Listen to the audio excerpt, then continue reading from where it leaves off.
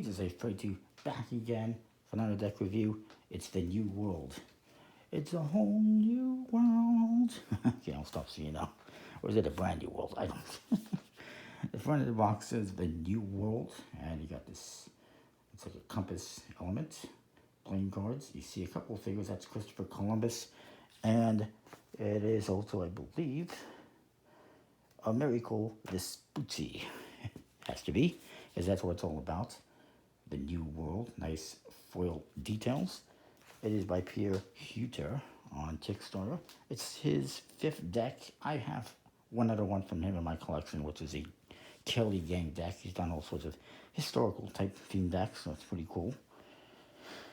It is printed by Noir Arts in Ukraine, so shout out to them for getting this produced and delivered to backers. Awesome stuff, and we all hope for the best in Ukraine. Nice foil tuck case. It does have an interior artwork as well. I'll try to show you that as best as I can. It is all about the New World, the discovery of the New World, and about the first ever world map, which they also printed and sent to backers, which is pretty awesome. There's America, by the way. It looks like nothing. They didn't know about the rest of it. Well, that's it.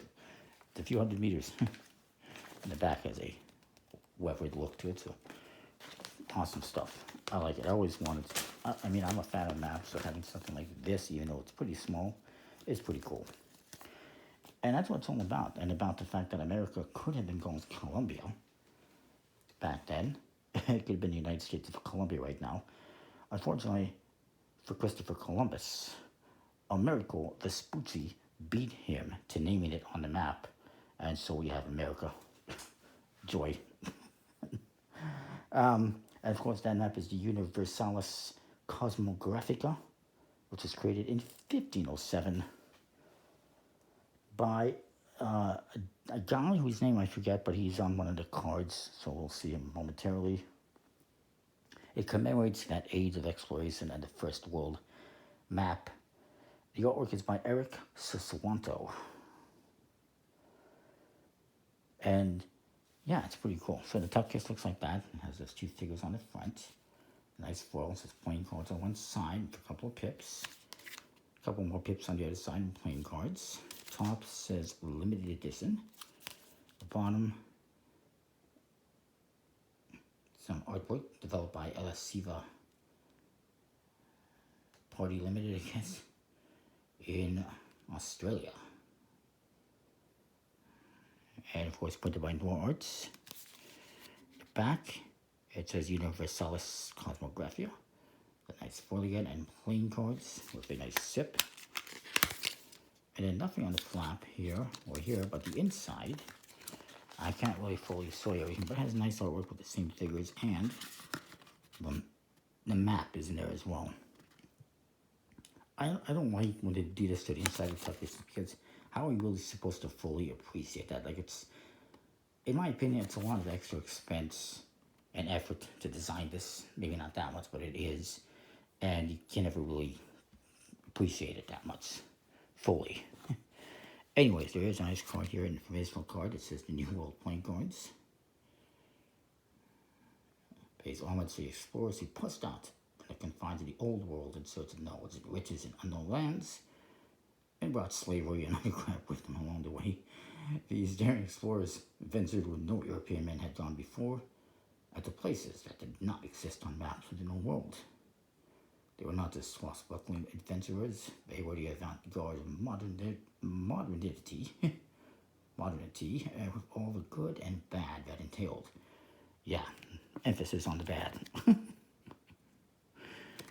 And there's the back. It does appear to have some gold metallic inks on, which is nice. It says Universalis Cosmographia, and has a little compass star and a sip. Very fitting. Weathered look, of course. The Jokers, you got a coat of arms for the House of Columbus and Christopher Columbus, and you got one for the House of Vespucci. Now I know where they got the name Vespucci Beats for Grand Theft Auto. Oh boy, you learn something new every day.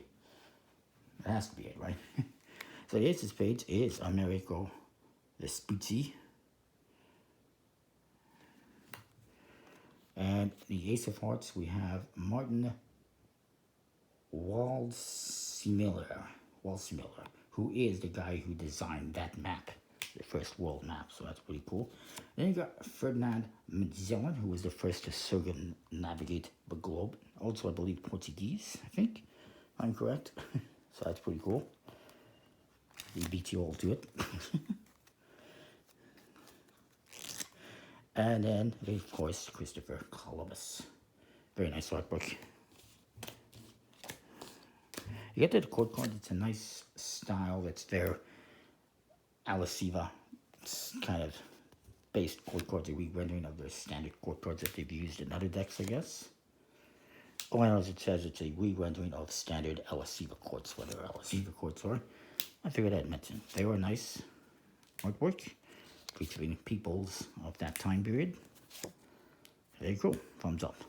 It does have a slight aged or weathered look on the faces, very slight.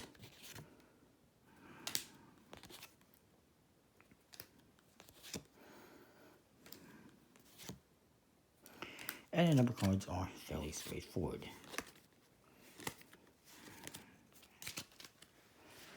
Overall, pretty awesome deck. It is printed by Noir Arts Playing Cards. I guess that's shout out to them for doing this. It has a linen finish. You're not going to do any cardistry with it, unfortunately. It has a 310 GSM German stock linen finish. A nice foiled top case with the interior artwork. I have to give this one a solid A+. Really cool theme idea. Really nicely designed. Maybe they could have, put some other people actual people from that time period, like kings or queens, on the court cards. But it is what it is. It's still pretty awesome. Comment, like, subscribe. Let me know what you think. We'll see you next time for more. Thanks for watching.